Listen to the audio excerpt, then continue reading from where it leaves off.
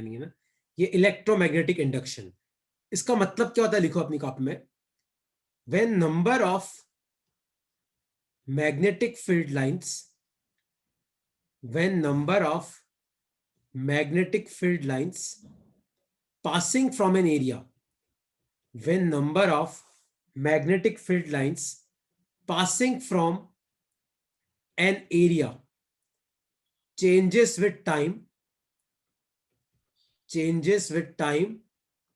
comma, induced current flows in the loop, induced current flows in the loop. This is called as phenomena of electromagnetic induction. This is called as phenomena of electromagnetic induction, EMI. तो वापस तुम इसका मतलब समझो, फिर मैं तुम्हें इसको लिख के भी बताता हूं। देखो, तो इलेक्ट्रोमैग्नेटिक इंडक्शन होता क्या है, तो when number of magnetic field lines passing from an area, तो किसी एरिया से जो फील्ड लाइंस पास कर रही है, changes with time, induced current flows in the loop. तो उस लूप में क्या फ्लो करता है, इंड्यूस्ड करंट फ्लो करता है। इसको बोलते हैं इलेक्ट्रोमैग्नेटिक इंडक्शन। जैसे अब मैं तुम्हें एग्जांपल देता हूं, सपोज करो कि आपके पास ऐसे 3 मैग्नेटिक फील्ड लाइंस है। कितनी है, 3 मैग्नेटिक फील्ड लाइंस है। और मान लो कि अपने पास एक सर्कुलर कॉइल है। अपने पास क्या है, मान लो कि हमारे पास एक बड़ी सर्कुलर कॉइल है, ठीक है। अब मान लो कि मैं इस सर्कुलर कॉइल को यहां पे मूव करता हूं। देखो, पहले मैं यहां लेके आया, देखो ध्यान से देखना, अगर मैं इस कॉइल को मूव करूंगा तो अभी यहां पे तो कितनी मैग्नेटिक फील्ड लाइन पास कर रही है, 3। यहां पे तो भी कितनी मैग्नेटिक फील्ड पास कर रही है, 3। यहां पे है, मान लो कि यहां पे है तो भी कितनी पास कर रही है, 3। यहां पे है तो भी कितनी पास कर रही है, 3। तो अभी इसमें कोई करंट फ्लो नहीं करेगा, क्योंकि इस लूप के थ्रू जो number of magnetic field lines है वो भी कांस्टेंट है। कांस्टेंट मतलब कितनी है, अभी 3 है।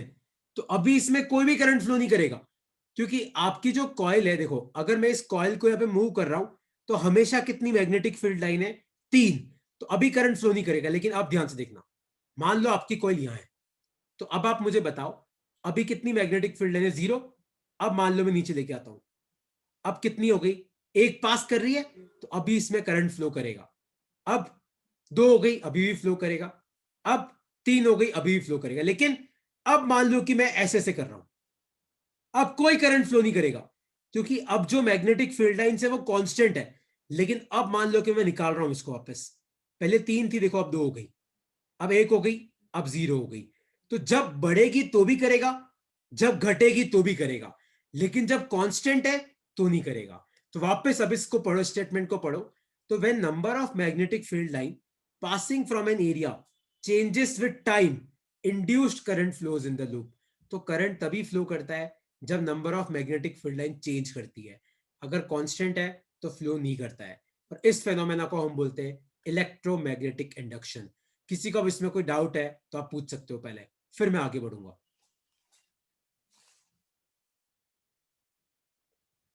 कोई भी डाउट है इसमें तो आप पूछ सकते हो, फिर मैं आगे बढ़ता हूं।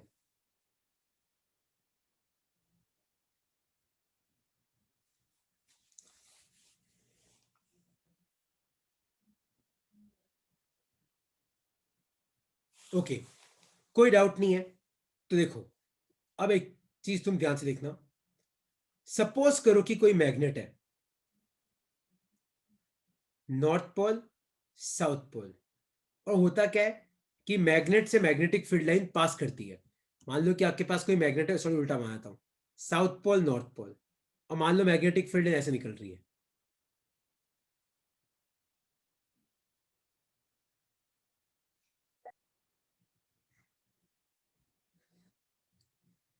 और मान लो कि यहां पे कोई लूप पड़ा हुआ है, मान लो कि आपके पास यहां पे कोई लूप पड़ा हुआ है, ठीक है। अभी तुम ध्यान से देखो, तो इससे आपकी कितनी मैग्नेटिक फील्ड लाइन पास करेगी, ध्यान से देखो।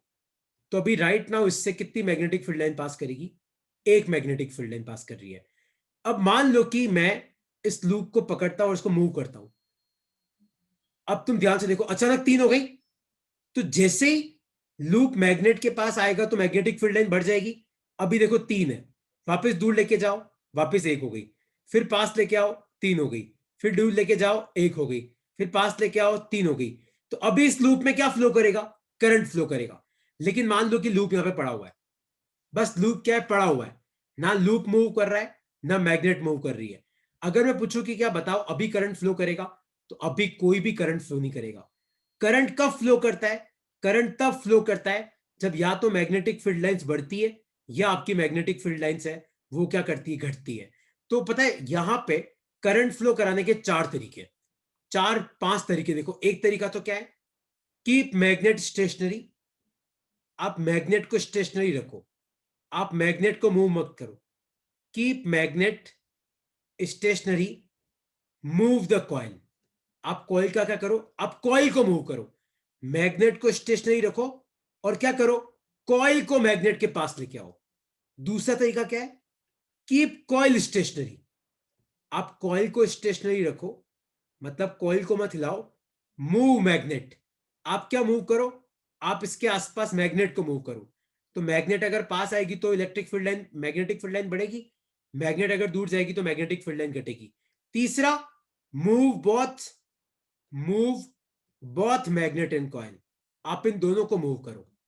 तो इन तीनों केस में आपका क्या फ्लो करेगा, करंट फ्लो करेगा। तो मान लो कि तुम्हारे एग्जाम में क्वेश्चन आ जाए, write any 2 or 3 ways to flow current in a coil.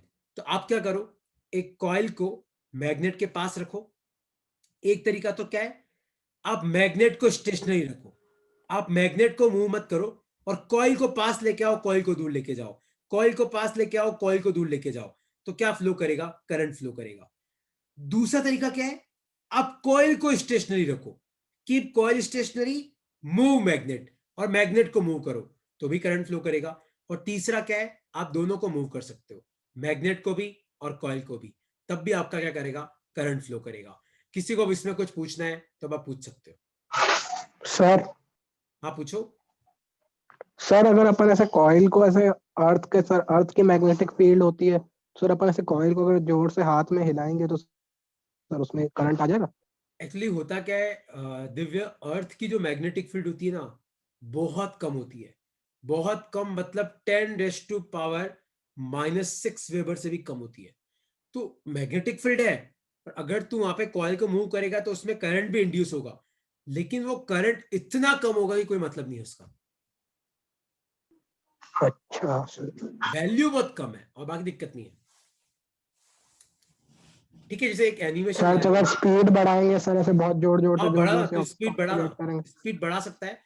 पर यार अगर तेरे को 2 वोल्ट, जैसे मान ले तेरे को 1.5 वोल्ट का बल्ब भी जलाना है, तो मैं तेरे को एक फॉर्मूला बताऊंगा, तो उस फॉर्मूले में वैल्यू पुट करके देखना, चेक करना क्या आता है, मैग्नेटिक फील्ड कितनी होनी चाहिए या वेलोसिटी कितनी होनी चाहिए। मैं तेरे को फॉर्मूला बताऊंगा क्लास के बाद, तू मुझे बताना कितना आ रहा है। बहुत ज्यादा आएगा, इम्पॉसिबल है अपने लिए।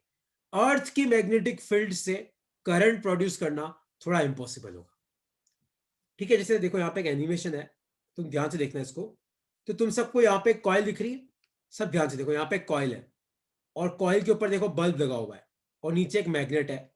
अब तुम ध्यान से देखना, तो हम क्या करेंगे, देखो जैसे जैसे हम मैग्नेट को कॉइल के पास लेके आते हैं या दूर लेके जाते हैं, देखो क्या फ्लो करता है, करंट फ्लो करता है। अब देखो कॉइल को मूव करूंगा मैं, देखो तो कॉइल पास आई तो भी करंट फ्लो कर रहा है, देखो आया तुम्हें समझ में। तो ये है तुम्हारा फेनोमेना ऑफ इलेक्ट्रोमैग्नेटिक इंडक्शन। किसी को अब इसमें कुछ पूछना है तो आप पूछ सकते हो, किसी को इसमें कोई डाउट सर है तो पूछ सकते हो। सारे प्लैनेट्स में मैग्नेटिक फील्ड होती है? क्या हो गया? नहीं यार, देख दिव्य है क्या कि अर्थ के पास मैग्नेटिक फील्ड इसलिए है क्योंकि अर्थ के 3 लेयर तुम्हें पता है, क्रस्ट मेंटल कोर। तो जो कोर है या अर्थ का, वहां पे काफी आयरन और निकल है, और अर्थ के साथ साथ क्या हो रहा है, वो आयरन और निकल भी गोल गोल घूम रहा है।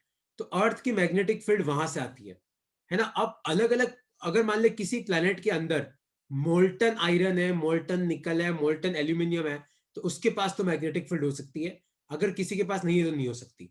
अब तू चेक कर लेना, आई थिंक यूरेनियस नेपच्यून इनका चेक करना। आई डोंट थिंक वहां पे मैग्नेटिक फील्ड होगी। इसका रीजन ये है क्योंकि ये सब प्लेनेट इतना दूर है सन से कि वहां पे इतनी गर्मी पहुंच ही नहीं पाती है कि वहां पे आयरन निकल मेल्ट हो सके। अर्थ तो क्या सन के पास है, तो यहाँ पे क्या होता है, मेल्ट हो जाता है। तो वो आप चेक कर लेना। बट हाँ, मैग्नेटिक फील्ड कहां से आती है, मैंने जो बताया वहां से आती है। ठीक है, अच्छा अब तुम ओ, ध्यान से देखो, किसी को इसमें डाउट है तो पूछो, वरना एक क्वेश्चन मैं तुम्हें बता रहा हूं, उसको ध्यान से देखना। सपोज करो कि कोई कॉइल है, बहुत अच्छे से समझना इसको। मान लो कि ये कोई कॉइल है, और मान लो कि इधर एक मैग्नेट है, नॉर्थ पोल, साउथ पोल। याद रखना, अगर आप साउथ पोल को इधर की तरफ लेके आओगे इस कॉइल के पास, तो इस तरफ आपका, देखो याद रखना कि नॉर्थ पोल मतलब एंटी क्लॉकवाइज करंट, और साउथ पोल का मतलब होता है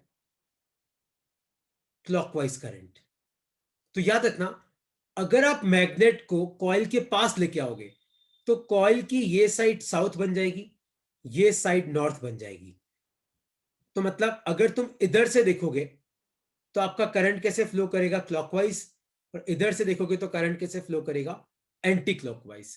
यही मान लो कि अगर तुम, मान लो मैग्नेट है साउथ पोल नॉर्थ पोल, मान लो तुम नॉर्थ को कॉइल के पास लेके आए, तो ये साइड कैसी बन जाएगी, नॉर्थ पोल। ये साइड कैसी बन जाएगी, साउथ पोल। मतलब अगर तुम इधर से देखोगे तो इधर क्या करंट फ्लो करेगा, एंटी क्लॉकवाइज। इधर का करंट फ्लो करेगा क्लॉकवाइज। वैसे इसको बोलते हैं लेंज लॉ, है ना, इसको बोलते हैं लेंज लॉ, पर ये वर्ड तुम्हारे सिलेबस में नहीं है। लेकिन याद रखना, अगर आप मैग्नेट को कॉइल के पास लाने की कोशिश करते हो तो कॉइल क्या करती है, मैग्नेट को रिपेल करने की कोशिश करती है। कैसे, ध्यान से देखो, तुम साउथ पोल पास लेके आ रहे हो तो इधर क्या बन जाएगा, साउथ पोल। तो कॉइल मैग्नेट को पास नहीं आने देगी। अगर तुम नॉर्थ पोल पास लेके आ रहे हो तो इधर क्या बन जाएगा, नॉर्थ पोल।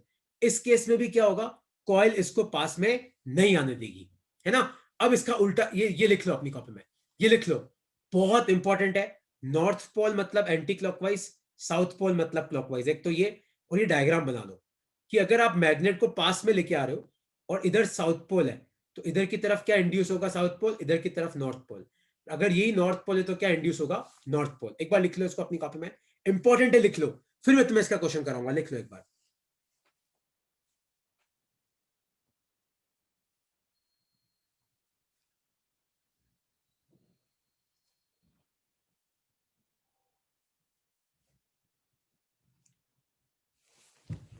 ठीक है,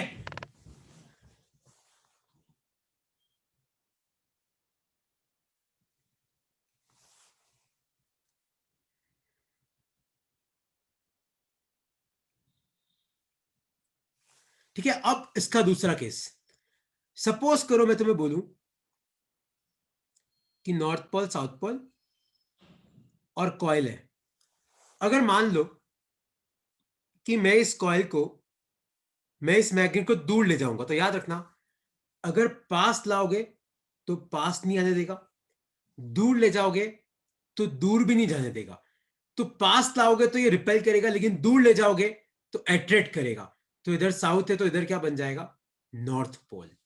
आया समझ में। मतलब अगर तुम यहां से देखोगे तो कैसा करंट फ्लो करेगा, एंटी क्लॉकवाइज। क्लॉकवाइज। और इधर से देखोगे तो क्लॉकवाइज। यही मान लो मैं तुम्हें पूछूं कि मैंने ऐसे रखा हुआ है, साउथ पोल नॉर्थ पोल, और ये मेरी कॉइल है। मान लो अब मैं मैग्नेट को दूर लेके जा रहा हूं, तो आप मुझे बताओ कि इधर से देखने पे कैसा करंट फ्लो करेगा, anti anti clockwise clockwise. Flow करेगा कि क्लॉकवाइज। तो क्लॉकवाइज। क्लॉकवाइज, क्योंकि नॉर्थ है। अगर आप नॉर्थ मैग्नेट को इंड्यूस पास होगा। लाओगे तो रिपेल करने जैसी सिचुएशन बनती है, मैग्नेट को दूर लेके जाओगे तो अट्रैक्ट वाली सिचुएशन बनती है। तो इधर क्या इंड्यूस हो जाएगा, साउथ पोल। मतलब कैसा करंट फ्लो करेगा, क्लॉकवाइज। तो इधर से देखोगे तो क्लॉकवाइज, इधर से देखोगे तो एंटी क्लॉकवाइज। तो अगर ये तुम्हें समझ में आ गया तो अब अगला क्वेश्चन तुम सबको आंसर करना है। इसमें कोई डाउट है तो आप पहले पूछ सकते हो,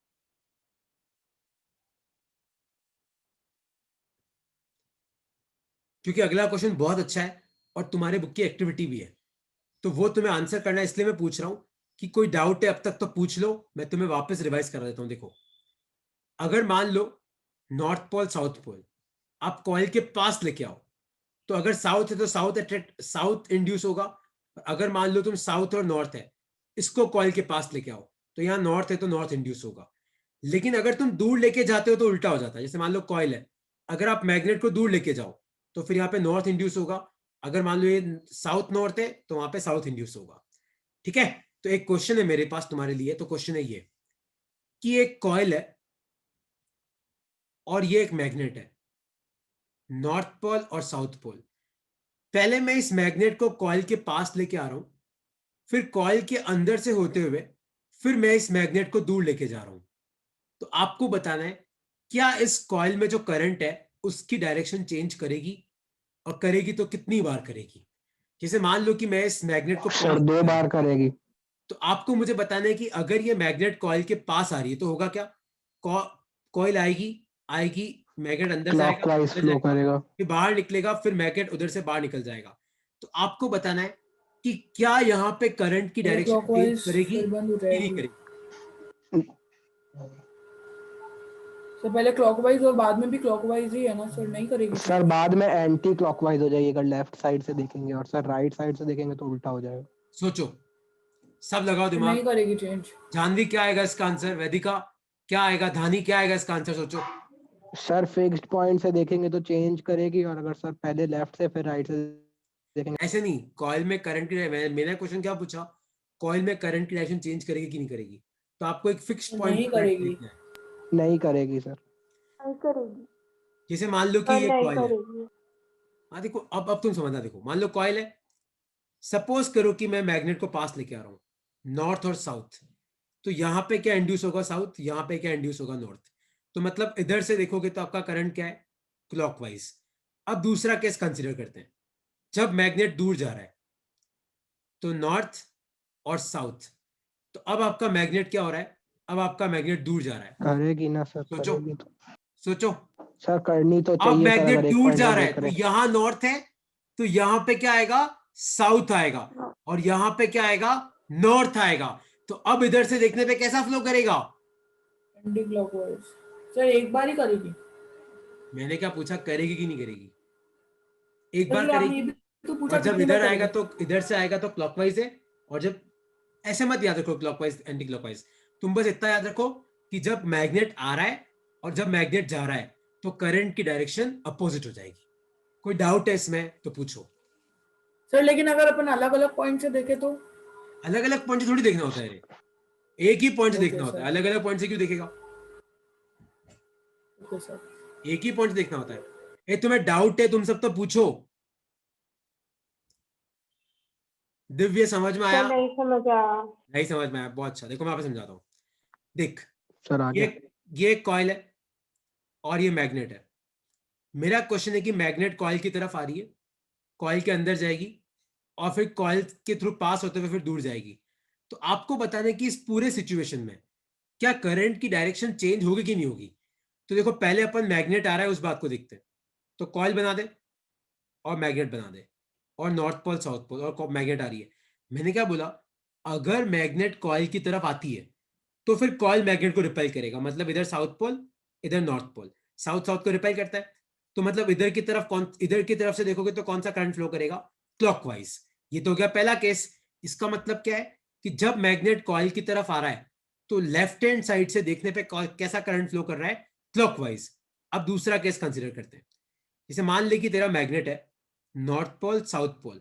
अब मान ले मैग्नेट दूर जा रहा है, पर मैंने क्या बोला, मैग्नेट अगर दूर जाता है तो करंट ऐसे फ्लो करता है कि मैग्नेट अट्रैक्ट हो। तो इधर नॉर्थ नॉर्थ है तो इधर क्या आ जाएगा, साउथ।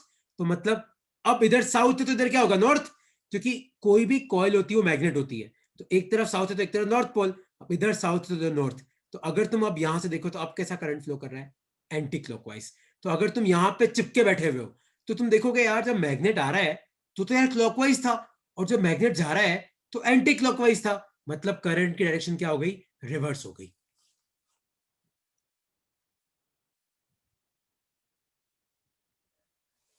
आया तुम्हें समझ में कि तुम लोगों को नहीं समझ में आया।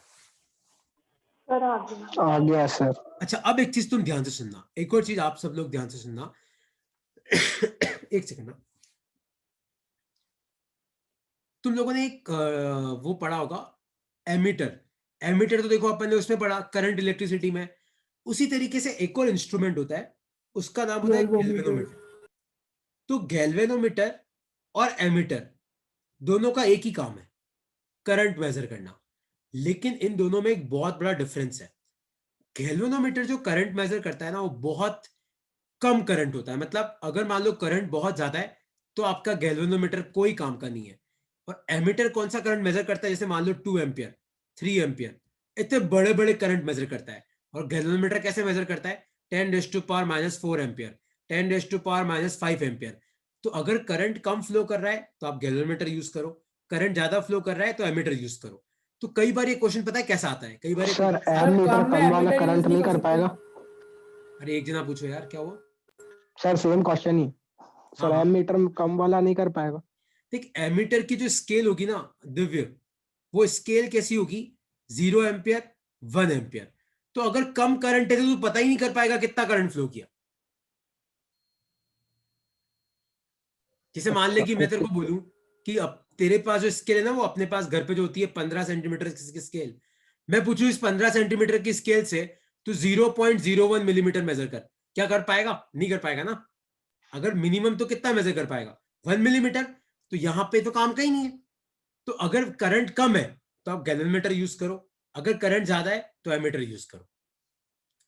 क्योंकि करंट अगर ज्यादा हुआ तो गैल्वेनोमीटर मेजर नहीं कर पाएगा, करंट कम हुआ तो एमीटर मेजर नहीं कर पाएगा। तो दोनों का काम अलग अलग हो गया। कम करंट है तो जी यूज करो, ज्यादा करंट है तो ए यूज करो। Okay sir. है ना? जैसे मान लो ये क्वेश्चन पता है ऐसे भी आता है कि इस कॉइल के साथ क्या लगा देते, गैल्वेनोमीटर। फिर क्वेश्चन में पूछा होता है, क्वेश्चन में क्या पूछा होता है कि अगर मान लो मैग्नेट कॉइल की तरफ आ रहा है तो गैल्वेनोमीटर का कांटा इधर है, तो बताओ जब मैग्नेट बाहर निकलेगा तो क्या होगा? तो अपन ने क्या देखा, करंट की डायरेक्शन रिवर्स हो रही है, तो गैल्वेनोमीटर का कांटा ऐसे उल्टा हो जाएगा। है ना? क्योंकि अगर मान लो कांटा इधर है तो मान लो करंट क्लॉकवाइज है, और कांटा इधर है तो मान लो एंटी क्लॉकवाइज है। तो यहाँ पे यही तो हो रहा है, जब मैग्नेट आ रहा है तो करंट मान लो क्लॉकवाइज है, तो मैग्नेट जा रहा है तो करंट कैसा है, एंटी क्लॉकवाइज। तो याद रखना, the needle will change its direction.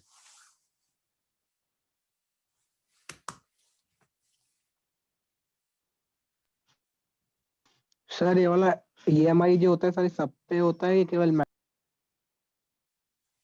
क्या चीज? सर जो ईएमआई वाला जो सर ये चीज है ना सर, ये ग्रेफाइट पे हो? तेरी आवाज कट रही है यार, ग्रेफाइट कहाँ से आया? सर ग्रेफाइट भी तो कंडक्ट करता है इलेक्ट्रिसिटी, सर उसके आसपास लेके जाएंगे मैग्नेट को तो सर उसमें कंडक्ट होगा। कॉइल बना, कॉइल, ग्रेफाइट की कॉइल बना। और अगर मान ले तेरी कंडक्टिविटी ज्यादा है, या फिर मैं बोलूं कि मान ले रेजिस्टिविटी कम है, तो करंट आसानी से फ्लो करेगा।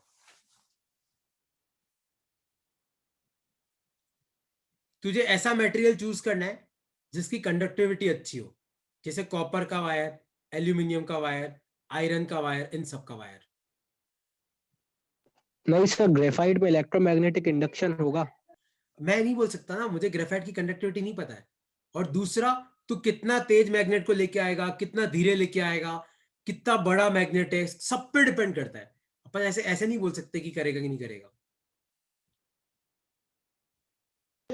बहुत सारे फैक्टर्स होते हैं। अच्छा ओके सर, बट मतलब ऐसा तो कुछ नहीं है ना कि अगर नॉन मेटल होगा तो नहीं करेगा ऐसा कुछ?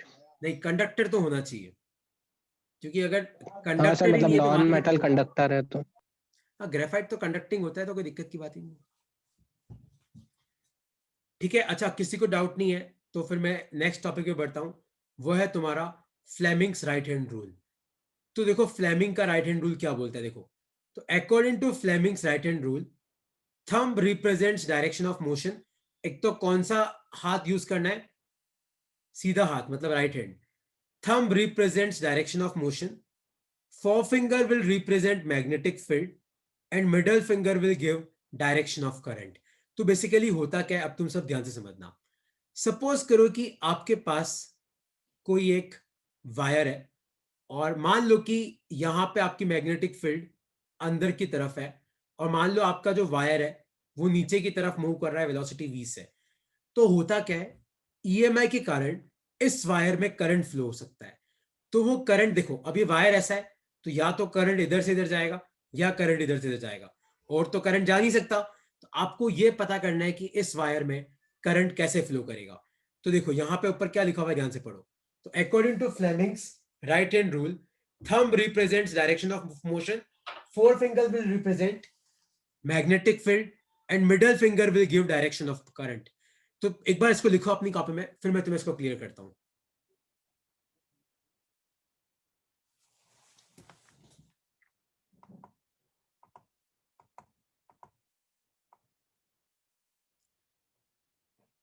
तो वेज टू इस जाएगा क्या? अरे वो तो मैंने ऐसे ही बताया, एग्जांपल दिया था. देखो ध्यान से देखो इस 3D फिगर को. तो यहाँ पे आपका जो थंब है वो डायरेक्शन ऑफ मोशन बताएगा, जो फोर फिंगर है वो डायरेक्शन ऑफ मैग्नेटिक फील्ड बताएगा, और मिडल फिंगर बताएगा कि करंट कैसे फ्लो करेगा. VBI.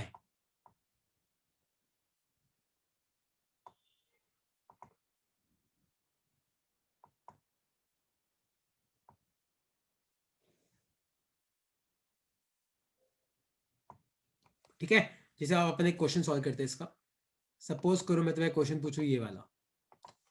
मान लो कि आपके पास एक वायर है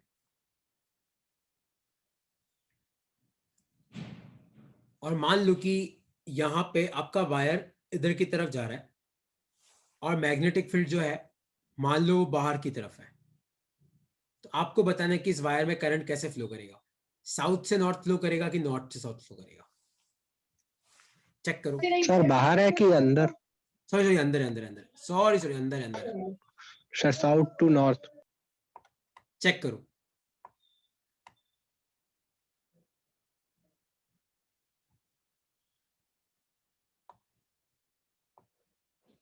साउथ टू नॉर्थ. तो कैसे फ्लो कर रहा है? साउथ से नॉर्थ. दिखा तुम्हें? ठीक है. अब मेरा हाथ देखो, ये V इधर है और देखो B अंदर. देखो V इधर है, B अंदर है. तो आपका करंट कैसे फ्लो करेगा? साउथ से नॉर्थ की तरफ.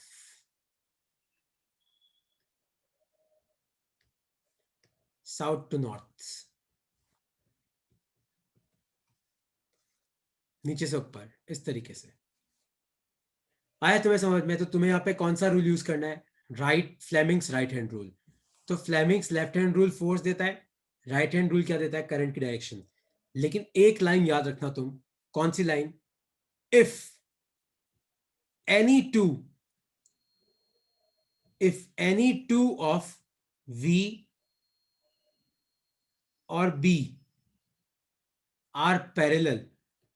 एक सेकेंड ना, just give me. If any two of V, B and L I भी आएगा. Are sir parallel. आई आएगा ना? एल कैसे? I और L पैरेलल होंगे ना. If any two of V, B and are parallel, no current will flow. No current will flow. तो कोई भी करंट फ्लो नहीं करेगा. इसका मतलब क्या है? इसका मतलब तुम समझना. सपोज करो मैं तुम्हें बोलूं कि एक वायर ऐसा है और वो वायर इधर जा रहा है वेलोसिटी V से और मैग्नेटिक फील्ड अंदर है. तो बताओ कितना करंट फ्लो करेगा? अब तुम ध्यान से देखो. आपको जो वायर है उसकी लेंथ भी ऐसे और आपकी वेलोसिटी भी ऐसे. तो V और L पैरेलल है, तो यहां पे करंट की वैल्यू कितनी हो जाएगी? 0. L का मतलब है कि आपका वायर कैसे पड़ा हुआ है. तो आपका वायर भी ऐसे है और आपकी वेलोसिटी भी इधर है, दोनों पैरेलल है, तो आपका करंट कितना हो जाएगा? 0. तो अगर V, B और L में से कोई दो भी अगर पैरेलल है तो भी आपका करंट कितना हो जाएगा? 0 हो जाएगा. आया समझ में? देखो अब तुम्हारा काम क्या है, तुम सब ध्यान से सुनो. एक तो तुम्हें नेक्स्ट क्लास में Fleming's left hand rule, right hand rule, जो पुरानी शीट जी मैंने भेजी हो वो वापस ट्राई कर लेना, कोई दिक्कत की बात नहीं है. चेक करो तुम्हें कितनी याद है कितनी याद नहीं है. फिर एक अपना जनरेटर मोटर में से शायद एक है वो अपने को करना है, और फिर मैं तुम्हें क्वेश्चंस कराऊंगा मैग्नेटिज्म के, और हो सकेगा तो फिर अपन एसिड बेसिस सॉल्ट चालू करेंगे. और कोई डाउट है इसमें तो पूछो. सर ऐसा सेम टू सेम अभी अपन ने अभी जस्ट तो किया. सर मैग्नेटिक फील्ड भी इधर थी और सर मैग्नेट भी इधर जा रहा था. नहीं नहीं, कहा था. यस सर सर अभी वो किया. कॉइल वाले में सर वो साउथ नॉर्थ. नहीं नहीं, वो एक्चुअली ऐसा नहीं है बेटा. वो जो कॉइल है ना वो गोल है, वो 3D है. वो दिखने में 2D लग रहा है, वो 3D है. अच्छा हाँ सर वो ऐसे है. ठीक है. 3D है वो.